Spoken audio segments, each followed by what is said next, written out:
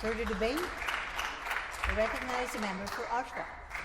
Thank you very much, Speaker, and I'm pleased to be able to stand in this place as the official opposition critic for Infrastructure, Transportation and Highways to discuss the Safer Roads and Communities Act, which has already been through this House to committee and back. Very quickly, actually, this government moved this bill quite dramatically with another bill through time allocation, and here we are. And I'm glad to be able to add what I hope are thoughtful comments in a limited amount of time, which is disappointing as critic to not have that full hour to share what we heard at committee with folks. So this bill it accomplishes a few things, but certainly not enough, as we're used to seeing. And I'll start by saying, the rise in auto thefts that we're all concerned about have been a nightmare for communities across the province, especially in the GTA. But we need to see real solutions to prevent auto theft, like cracking down on re-vinning stolen cars, working with manufacturers on tracking technology, and more solutions. Policies like what we see here are fine, but there aren't deterrents in this bill. They're after the crime measures in terms of penalties, but how are we protecting Ontarians in the first place? The Conservatives, on one hand, are claiming to bring the toughest penalties against impaired drivers, but they're downgrading DUI charges in court. Ontarians need a government that can deliver the promises they make, not one that's just providing lip service.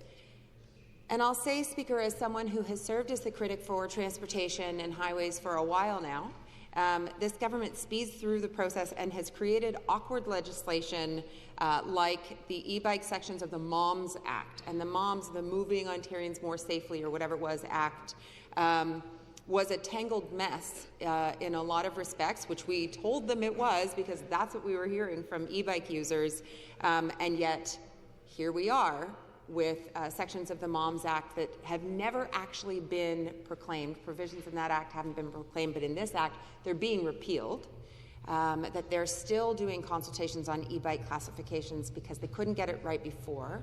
And granted, it's worth taking the time to have those consultations, but why the rush before when they knew it was wrong, as it had been flagged by the entire cycling community?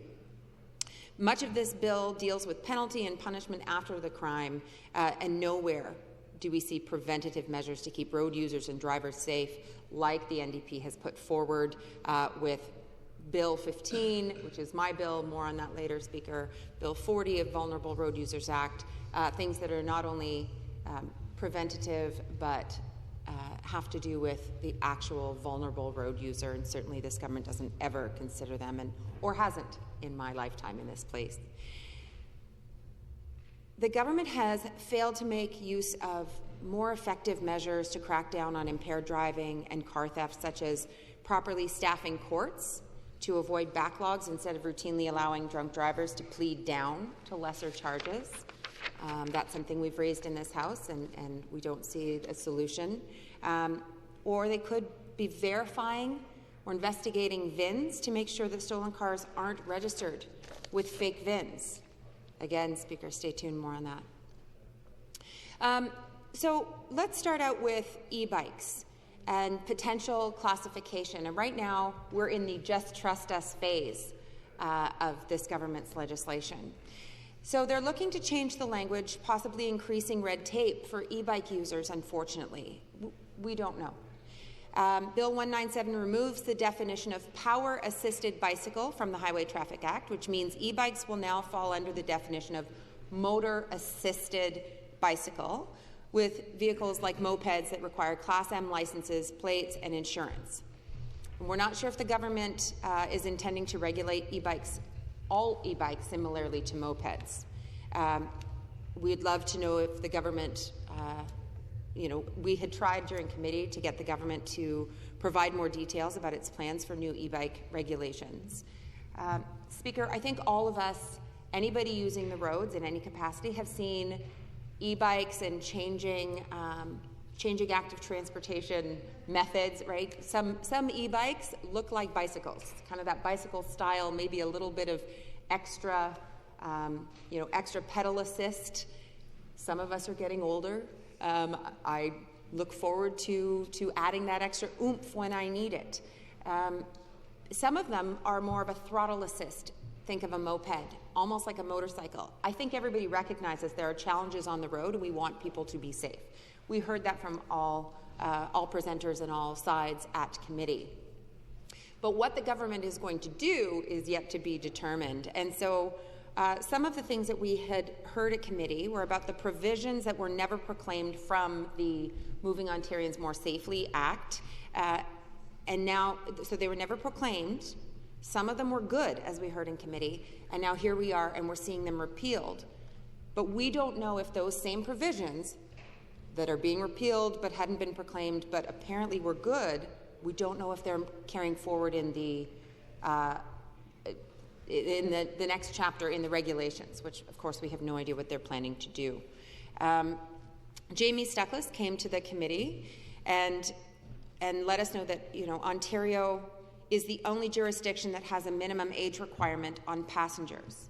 That the 2021 Moms Act proposed to repeal the age restrictions, but again, those provisions aren't going to happen now at all. So she had questions about the age restrictions, and also the motor-assisted bicycles are not allowed to take passengers. And remember, when I said pedal assist or that bicycle-style e-bike, the government is now classifying them all as motor-assisted bicycles, so all as mopeds. So the breakdown of which ones are going to be sort of considered like bicycles versus motorcycle style, we don't know. And people are concerned because a lot of people have these e-bikes and now they're like, are they going to be, am I going to need a Class M license? Do I need plates and insurance? Where is that appropriate? Can I still put my duckling in the seat in the back? No, yes, is that illegal? And again, we have no answers to those questions. Here's a part of a letter from Cycle Toronto. They had written regarding this bill, it remains unclear how the removal of the power-assisted definition for pedal assist e-bikes will help ultimately create greater consumer and industry clarity. Not understanding how those subsequent categorizations will proceed does give us pause on endorsing this direction. We tried to remove this section from the bill until we had clarity, but of course that was an amendment that the government wasn't interested in entertaining. Something else that Cycle Toronto had said regarding passengers, we do think it is essential that the current ban on child e-bike passengers be removed. And as this moves forward, we hope the province will align its categorizations with neighbouring jurisdictions to minimize confusion. We think it essential that the province and Highway Traffic Act continue to treat a category of pedal assist e-bikes and e-cargo bikes, what might be called Class 1 or 2 bikes, just like conventional bicycles. That's from Cycle Toronto.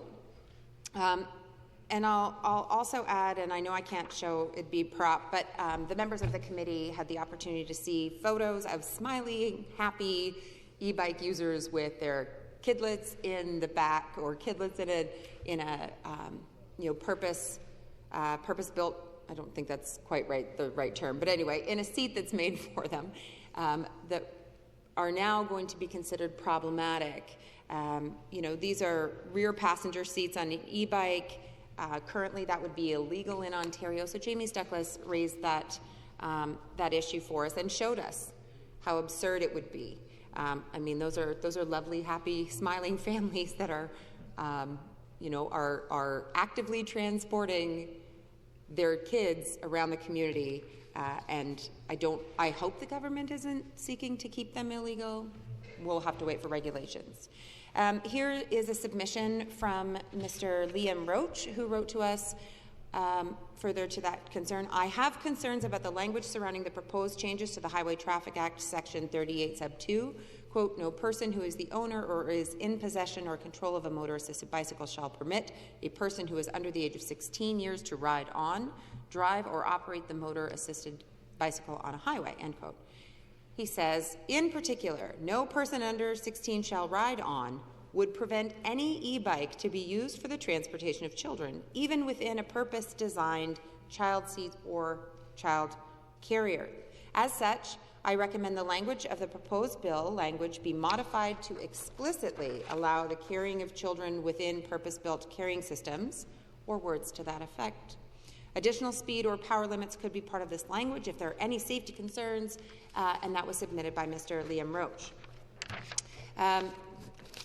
These are common sense things, I would say, but again, without knowing the government's intention, without having a better understanding of how they're choosing to classify, without any of that, it's just trust us. And Speaker, I don't trust them. I lived through the Moms Act. That was a mess, and they made me like I don't know if I was not wrong, but you would think that they thought I had lost my marbles, and yet hundreds of people had flagged the challenges, and they willfully ignored them. So, Speaker, as I said, the government has been known to speed through the process. They've created awkward legislation in the past.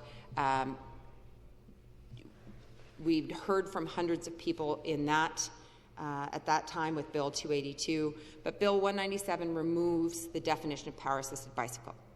Means that all e-bikes will now fall under the definition of motor-assisted bicycle. And we're hoping that the government makes sure not to create red tape for e-bike users. Speaker, we've talked a lot in this House about VINs. We've talked a lot about car theft. I have been raising the issue ad nauseum about the need to protect the VIN registry and ensure that stolen vehicles can't just get legitimized through our VIN registry, be issued a fraudulent VIN, and then drive off into the sunset, right? Like, Ontario's become an ATM for car thieves. Like, it is shocking to me. And, Speaker, fun fact, as I ask questions about just how vulnerable the system is, I must be right, because no government member has answered back and proven me wrong, right? So all of these questions that I'm asking about how it could be that in the event of a fraudulent VIN trying to get into the system, that there aren't flags, that the government doesn't inspect or investigate any of them, that we have cloned, duplicated VINs all over the province. And I'm going to say the government knows this. I'm going to say the MTO and the government knows how bad the problem is, and they're choosing not to fix it. And if I'm wrong, I want one of them to tell me. I think I'm onto something because they're so quiet, and normally they don't do quiet. So, Speaker, I want to talk about VINs and car theft. This bill hopes to deter car thieves by threatening longer license suspensions, but it doesn't address this government's failure to verify vehicle identification numbers. They allow stolen vehicles to be registered with fake VINs. After the crime, penalties are important. But people are experiencing violence and violation with auto theft. And what we need to also focus on, with the after-the-crime penalties being one part, the protective measures, the prevention side. There have been reported stories of folks who have bought stolen vehicles unknowingly from dealerships. People can't get stolen vehicles insured. They might not find that out until they're in a collision.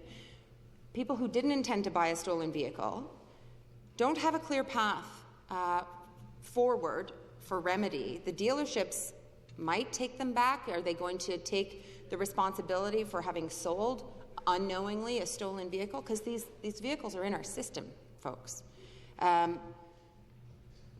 What we see in this bill, we hope will serve as deterrence, but as car thieves are unlikely to be deterred by penalties as long as the potential for significant financial reward remains so clear, I don't know how effective this is going to be.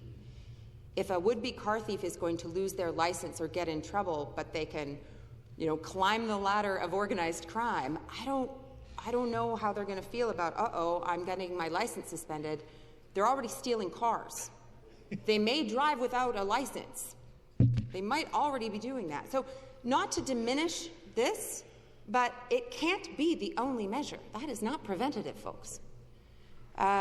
So I want to get back to VIN fraud. VIN fraud is rampant. We don't have a VIN verification system. Other provinces do. I've read about that in this House, in the Star, or an article from the Star. But why don't we have a VIN verification system? Seriously, like none. At committee when I raised this, the parliamentary assistant, who was actually a breath of fresh air, I thought that he gave real answers, but I didn't think he was entirely correct on all of this stuff. But he did try to keep talking about the feds.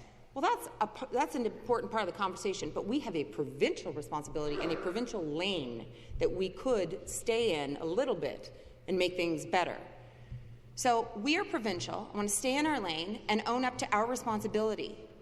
There's defiance with either the minister or the ministry. They are not fixing this. I have no idea how many vehicles are registered in the province every year. Anybody? 500,000, 1 million? I don't know. A lot, I imagine. And 0 VINs are double-checked or investigated or verified. 0. And if I'm wrong, prove me wrong.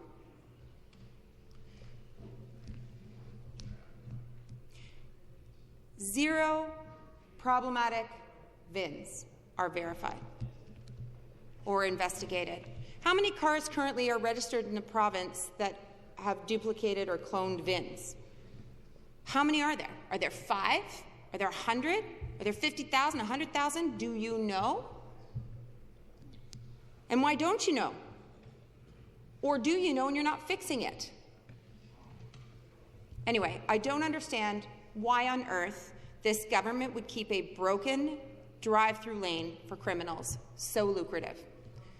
And for the government members that, might think I'm incorrect, then I challenge you, because I think I'm right. So ask your minister and his team. I think that they are willfully choosing to ignore this problem. They're choosing to allow revinning, because I think they know, but they are pretending that it isn't happening. And if you think I'm wrong, prove it. P.S. You won't be able to. Speaker, we heard from other people at committee. We heard from Aviva Canada. They're the second largest casualty insurer in Canada. They said that they insure about 900,000 cars. They're focused on road safety.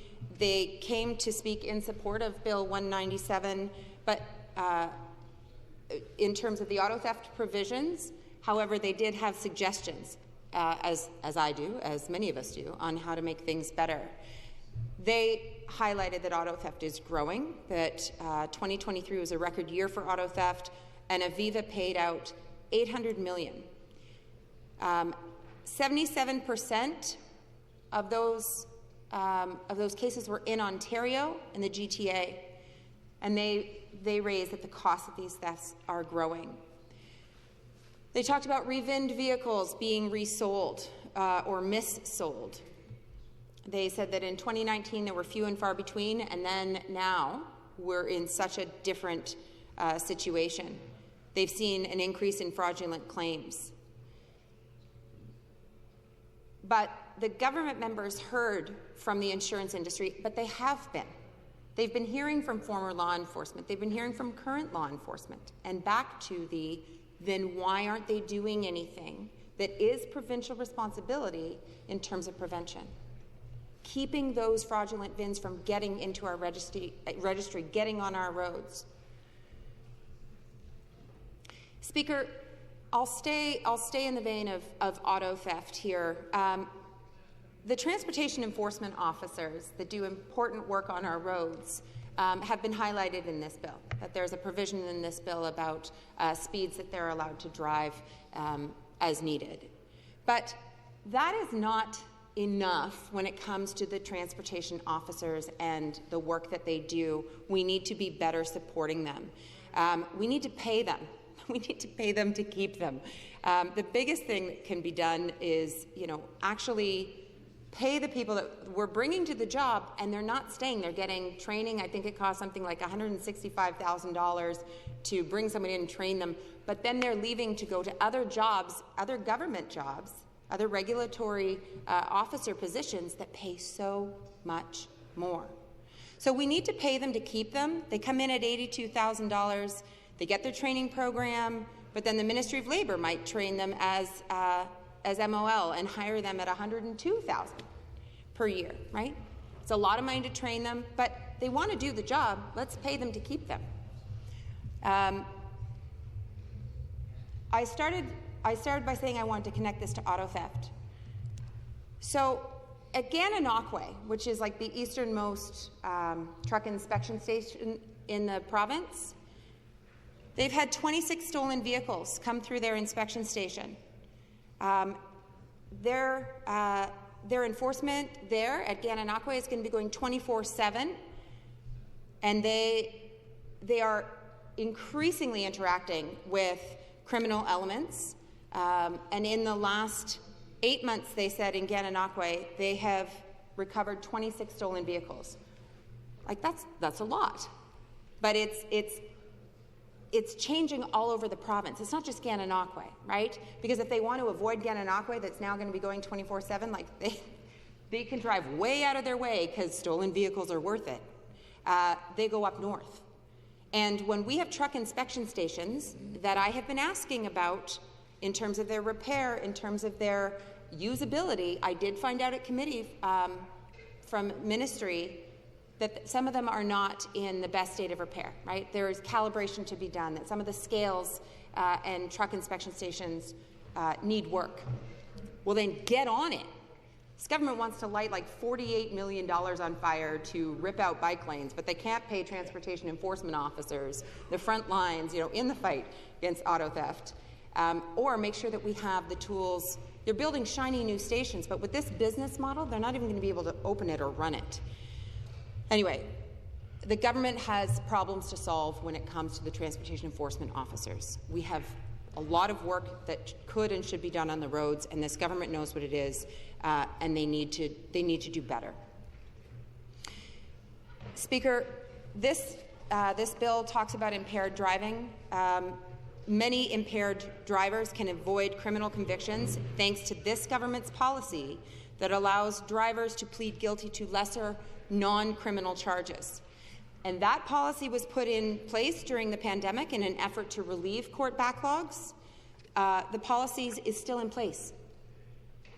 And that results in even more serious criminal cases being tossed out due to unconstitutional delays. So how effective will the change that we see in this bill about higher penalties for impaired driving, which is good, we support, but how effective will that be when the government has a policy allowing impaired drivers to plead down to non-criminal offences under the Highway Traffic Act, avoiding criminal convictions? Speaker, we heard from Good Roads that came to talk to us at committee.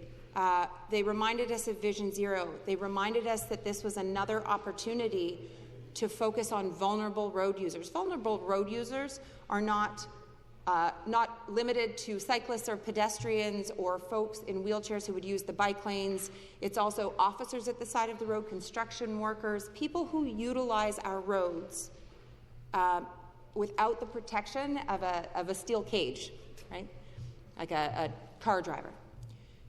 So again, we had brought forward amendments, proposed amendments, part of the member from Ottawa Centre's bill, the Moving Ontarians Safely Act, which is a vulnerable road user legislation. We tried to move that, and the government, of course, wasn't interested. My bill, the Fairness for Road Users Act, I had reintroduced this bill a few times, but it is the Fairness for Road Users Act, contraventions causing death,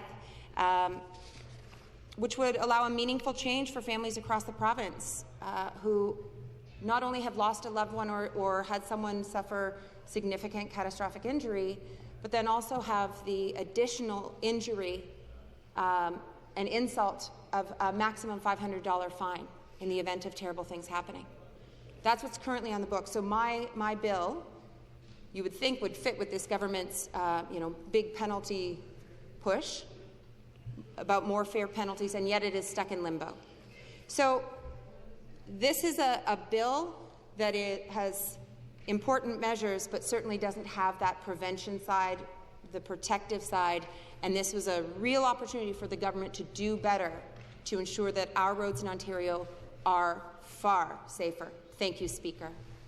Thank you very much.